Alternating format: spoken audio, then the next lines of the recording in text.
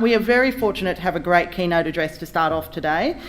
It's my pleasure to introduce Professor Tracy Taylor, who is the Deputy Dean of the University of Technology Business School.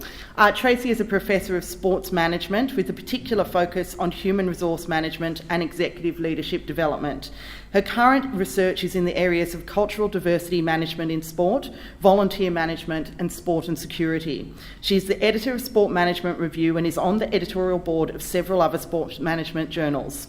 In addition, she contributes to the Executive Masters in Sports Organisation Management, a program with support from Olympic Solidarity, the International Olympic Committee. Tracy has researched and supervised research students in a range of topic areas related to women in sport, including Tracy Holmes, who you'll hear from later today in one of the panels. Please make Tracy welcome. I'd like to start by acknowledging and paying respects to the traditional Aboriginal owners of the land on which we meet, the Cabrogal clan of the Darug Nation. This morning I'm going to be talking about, obviously, women in sport, I think. I'm going to be, this should work. Where do I aim it? It's not going. Doesn't seem to be. And a lot of what I'm going to be speaking about this morning, if I know some people in the audience, it'll probably be old hat to in terms of what I'm going to cover if my PowerPoint slides get up. 2 seconds, guys. Try now. My apologies, I'll run through it for you. Okay.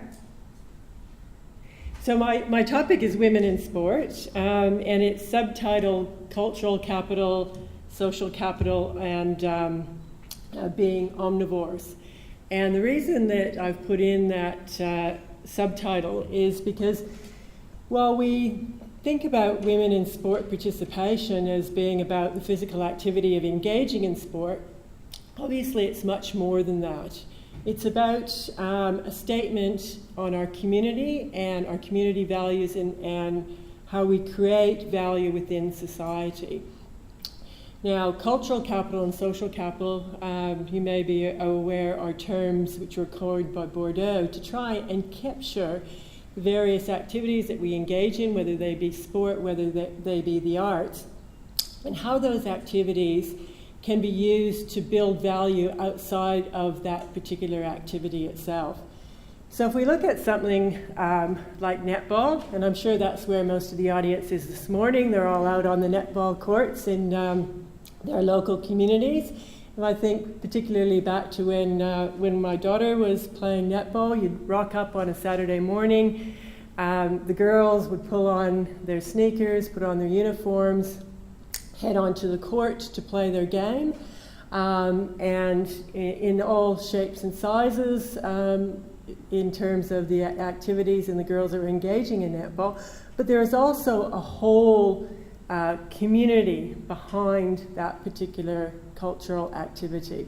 So we've got the girls playing, we've got the coaches, we've got the managers, the people that are men and women that are staffing the tuck shop, and then we've got the organisations that sit behind the ability to generate those teams, so the various netball associations, sport associations, etc. We've got the participants, but also we have the spectators as well. So a lot of people are involved in sport, not just the actual participant. And the value which that creates in terms of cultural and social capital is beyond that physical activity. It is in fostering citizenship, it is in creating a sense of well-being within the community, it's in fostering volunteerism within society, it's in creating trust, and it's in developing social networks. So when we think about women in sport or sport in general, we should think about it beyond that, just that physical engagement in activity. Being omnivores relates to a concept of social capital, which suggests that the wider we consume, the more we can break down barriers. No? And the bigger our appetite and the more diversity in that consumption in terms of sporting activities, thus creates an opportunity for us to challenge stereotypes and also create different opportunities for women. Now, I do have a little video clip here. Can we play that or not? No? Just to talk about women's engagement in sport and some of the ancillary benefits that goes with that.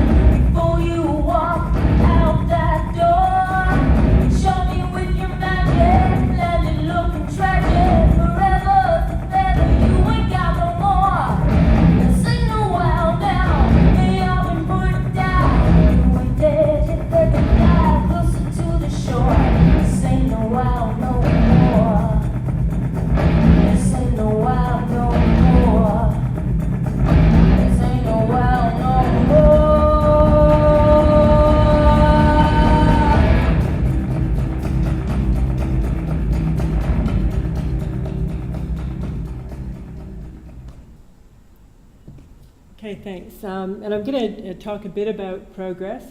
Good. Here we go. Can you click it one more time, please?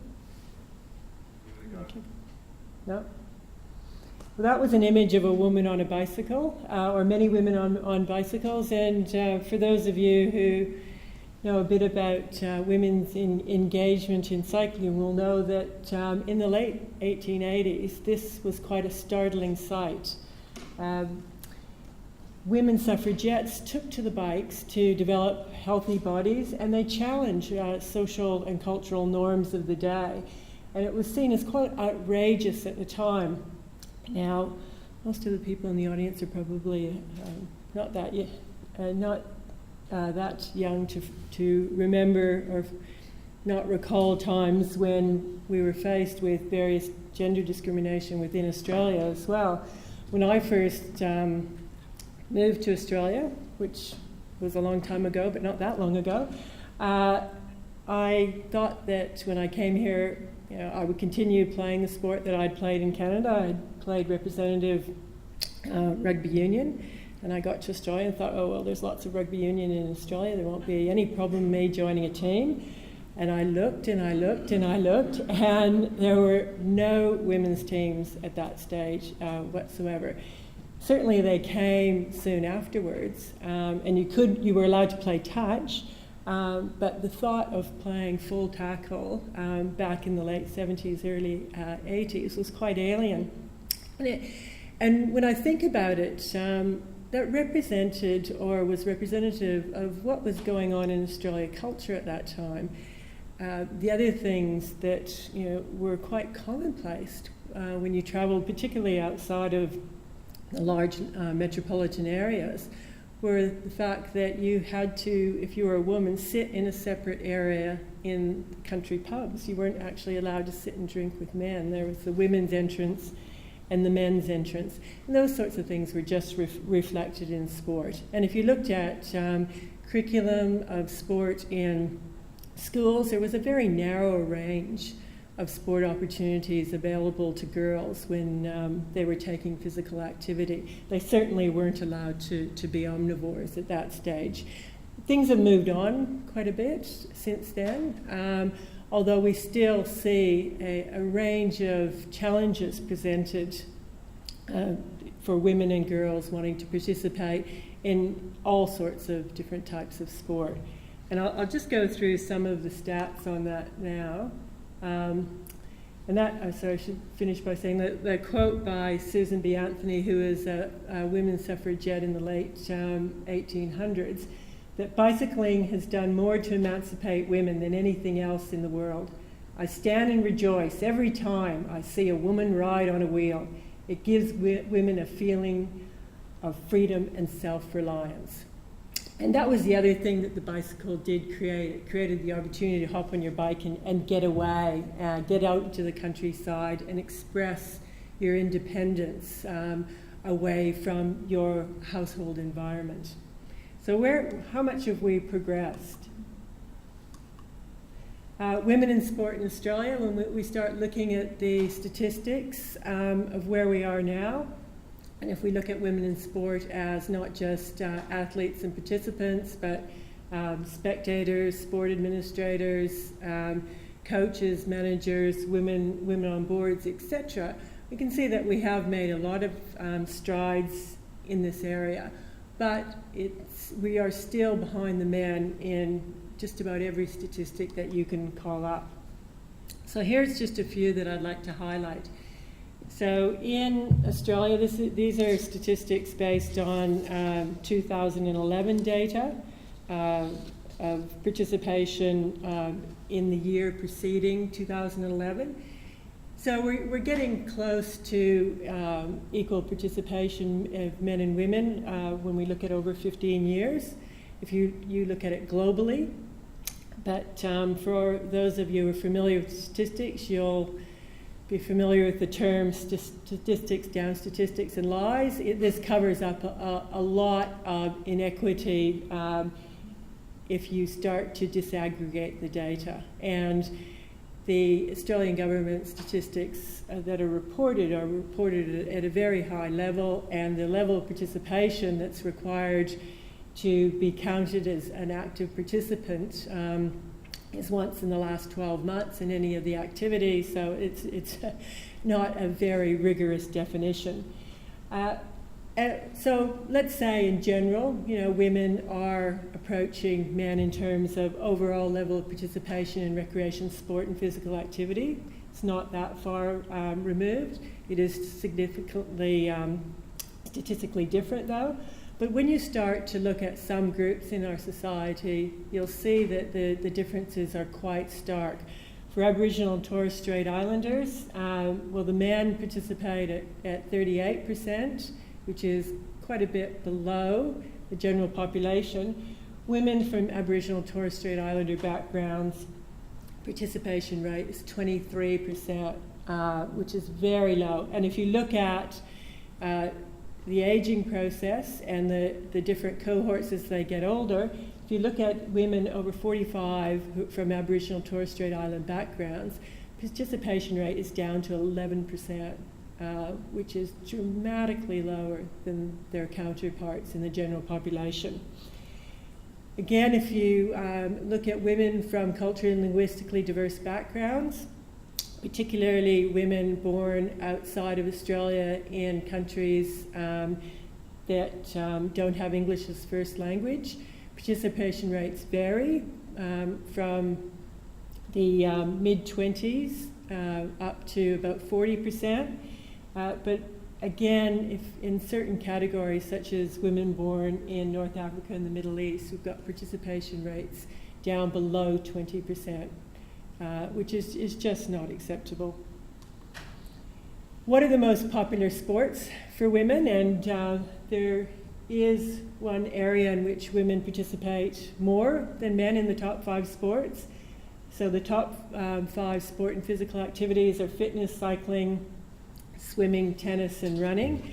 And women participate more in fitness than men. And as most of you in the audience are probably well aware, women tend to participate less in formal physical activity and sport and participate much more in informal activities because of the various constraints that they face in their participation, whether it be time constraints, family constraints, money, structural constraints, etc. Let's look at children. So what are children's participation rates? Are the girls, the saviors of the future generations, are they engaging in sport on an equal basis to the boys? Well, we might think that they should be by now, but they're not. If you look at those statistics, you can see that girls are still participating at lower rates than boys across each of those age categories. And why is it important that we should have girls participating at higher rates?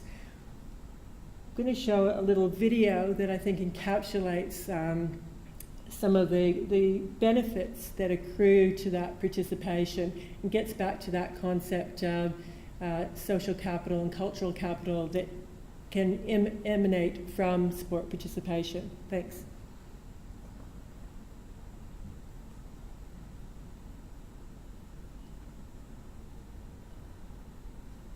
If you let me play. You let me play sports. I would like myself more. I'll have more self-confidence. If you let me play sports. If you let me play. If you let me play. I am 60% less likely to get breast cancer. I will suffer less depression. If you let me play sports. I will be more likely to leave a man with beats. If you let me play. I'll be less likely to get pregnant before I want to. I will learn what it means to be strong. To be strong. If you let me play. Play sports. If you let me play sports.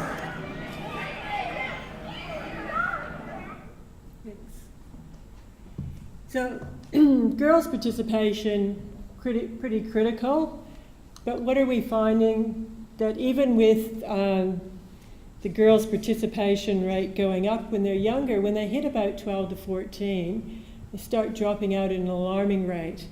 And there's been a copious amount of research into this.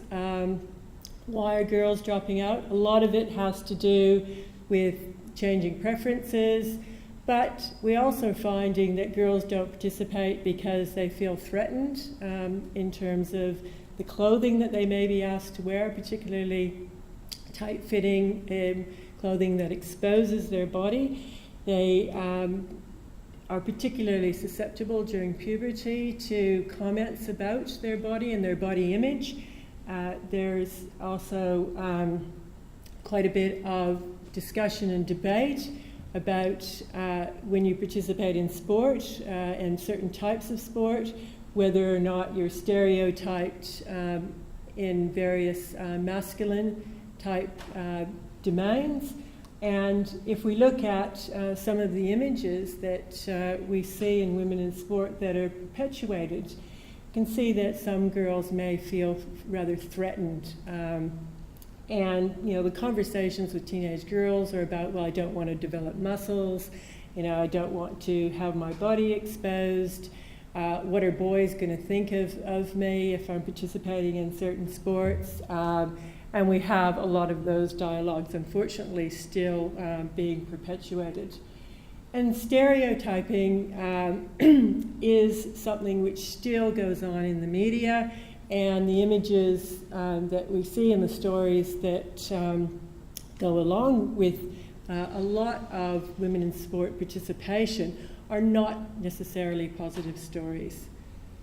So if we can just play that video clip.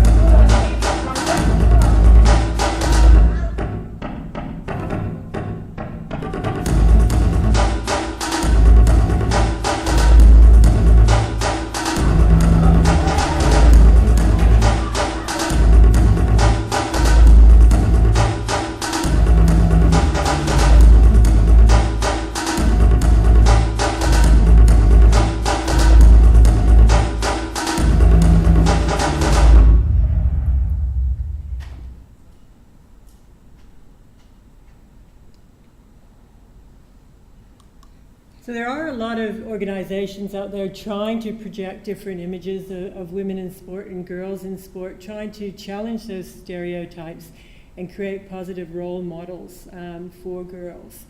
But we still don't get a lot of coverage. As most of you will probably know, and I'm sure will be discussed further today, the coverage of women's sport is actually quite pathetic in the media, and the way in which it is covered can often be quite negative and alienating. We look at the research that has counted the columns per square inch of coverage devoted to women's sport, and it is still quite marginal and marginalized in most reporting. But there are positive images out there. I was trying to find two images of women in sport being very positive in sort of the 1800s, and these were the two I came up with. These are advertisements. Unfortunately, they're both for cigarettes. But they do show that strong, positive female athlete. And it's interesting that if you look through the early campaigns in selling cigarettes, a lot of them do use images of sport in women, because it was very much, women's engagement in sport at that time was very much tied to this aspect of your freedom, your independence, you're being powerful, you're taking control of your own destiny. And that was all projected through the image of a sportswoman. This is a more modern one that I thought is quite good in terms of projecting that really strong and powerful, so to speak, image. It says, "My butt is big and round like the letter C, and 10,000 lunges have made it rounder, not smaller. And that's just fine. It's a space heater for my side of the bed. It's my ambassador, to whom I can walk behind me. It's a border, can't read that. It's a border code that herds skinny women away from the best deals." I think that's about shopping. "My butt is big, and that's just fine, and those who scorn it are invited to kiss it. Just do it." And that's a Nike women ad. And I don't know if you've seen the Nike women ads, but they're all very much in this similar vein, projecting strong women in sport, very, very positive images and role models. I counter it with this image of, I'm sure, a female athlete posing with her rugby ball. "Are you staring at my crisps?" And interesting, what can start as a very sport-based image can take on another life. And I don't know how many of you are familiar with the Michelle Janicki video that went viral, but if we show that, well, I'll probably only show the first couple of minutes of it. You can get a sense of, this is what originally went up on YouTube. It's a warm-up that Michelle does for her, before she has her race. It's the YouTube link at the bottom. How many have seen this?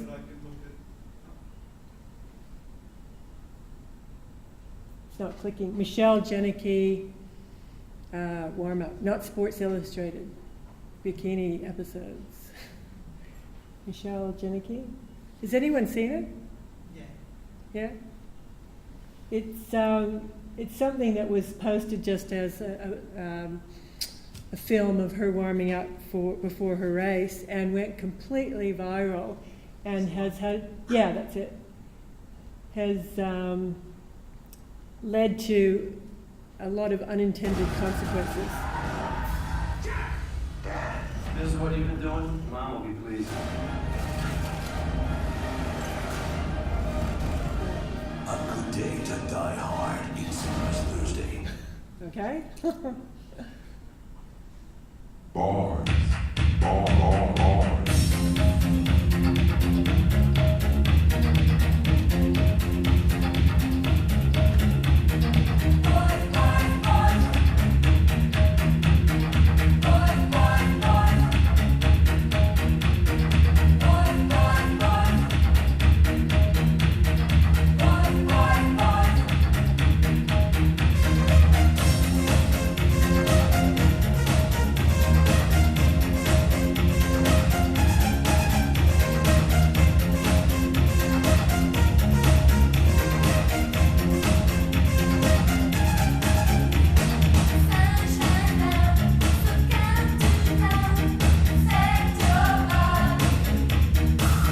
Okay, thanks.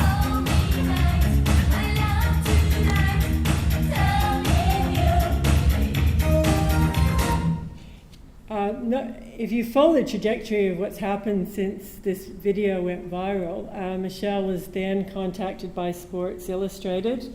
And you'll probably see if you go down and look at more YouTube videos, there's videos of her posing for Sports Illustrated in various athletic attire. And more recently, over the last week, there's been a bit of controversy in that she was asked to participate, or she was participating in a sport event, and she called in sick and said that she had an injury, she wasn't able to participate in that athletic meet. And the next day she was racing a car before the motorsport F1 race. So her racing against a car sponsored by Sports Illustrated. So the day before, she couldn't participate in her athletic event, and the next day she was filmed running against a car. And so here's a young girl, only 19, been captured, energetically warming up for her race, taken out of that median, put into a different media, and now she's faced with a whole set of other challenges about whether or not she wants to be serious about her sporting career, or she wants to go down the track of modeling and other more sponsorship-based endorsements that have been offered to her as an outcome of this. So have we come a long way? Yes, we have. Women in sport, we would like to think, is an area in which we see a lot more sporting opportunities for women, a lot more equal rights legislation. We've got UN endorsement of women's rights in sport. We've seen increased media coverage, even though it's still not anywhere near the media coverage that men's sport gets, but it's certainly been increasing. So a lot of the commentary is about, well, we're getting there, we're making progress. We're going from no women on boards and sporting organizations to a couple. We're going from no female CEOs in sporting organizations to a few. So at least we're heading in the right direction. But I put up this mosaic, which was found in a 4th century villa in a Roman bath in Sicily. And if you look at it, you can see that scantily clad women in athletic attire are weightlifting, they're throwing the discus, they're running, they're playing ball games. And this is in the 4th century. Have we really come that far? Or have we been oscillating back and forwards in terms of women's sport?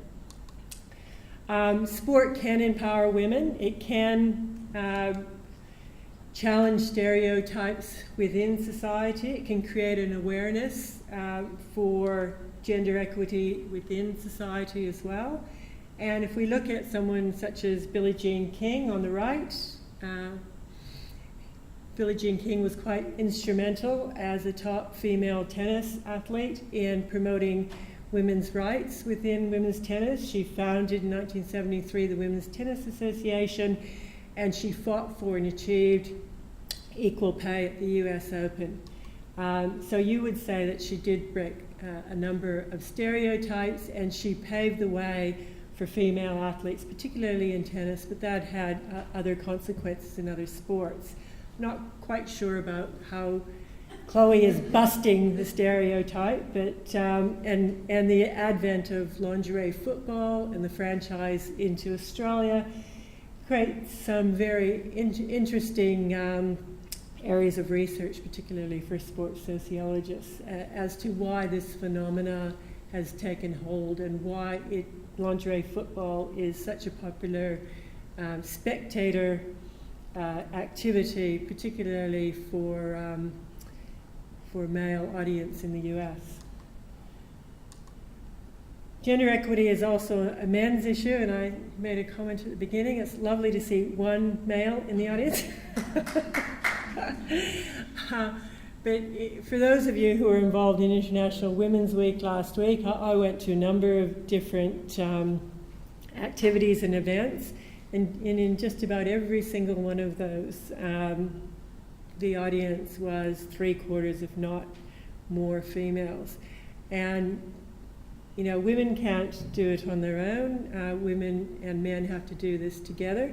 And also to recognize that there are a lot of inequities in male sports, and males don't necessarily have the same opportunities that they could have if sport was much more gender neutral. And there's been a lot of work in this, particularly out of North America, about the masculinity associated with male sport and the way in which boys are socialized into being very aggressive in certain sports, and then that aggression and the mindset that's required to play the sport has consequences not only within the competition and when they're athletes, but afterwards. And we see a lot of cases where we have domestic violence and other forms of assault that are associated with particular male sports.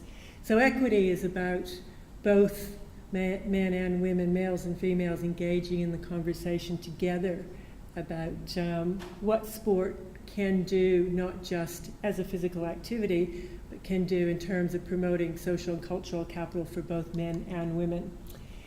And I'll leave it with a photo. It's a bit grainy, but it's an Annie Leibovitz photo, a range of different sport women, including one Australian athlete, Laura Envers, who's a surfer. And I think it's a very powerful image and a very positive image about what women can do if they take hold of sport and use it not only as an activity, but also as a way and a statement of making change within our society to ensure that we have gender equity. Thank you.